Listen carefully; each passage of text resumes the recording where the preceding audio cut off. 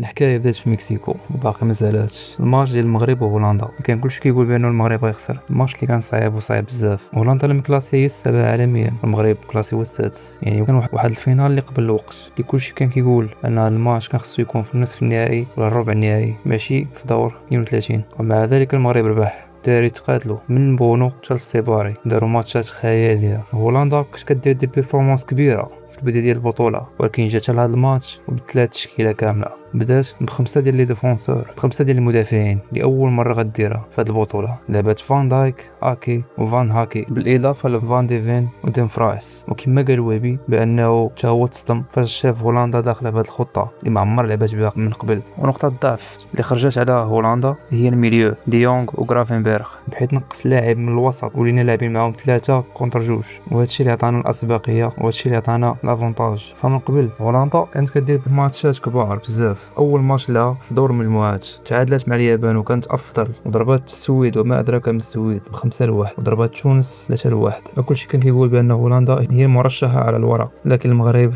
جاوت قبل الورقه.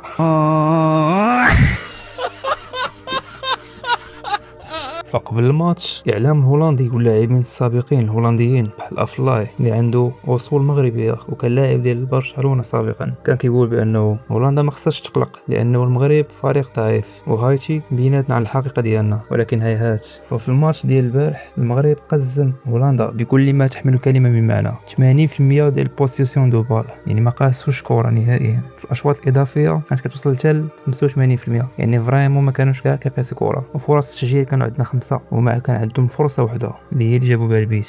11 لتيريا كادري مقابل 2.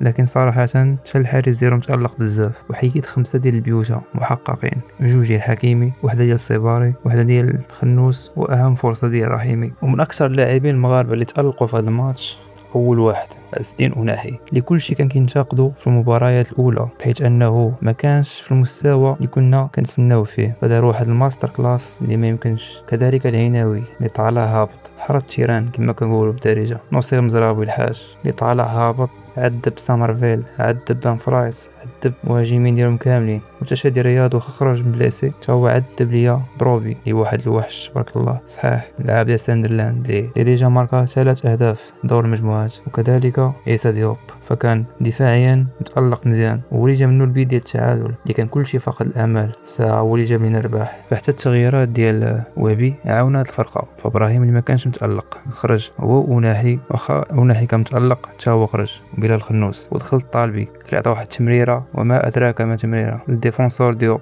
وما نساوش كذلك التألق الكبير بزاف ديال الحارس فيربروخن الهولندي، فتألق بزاف، كان هو رجل المقابله صراحه.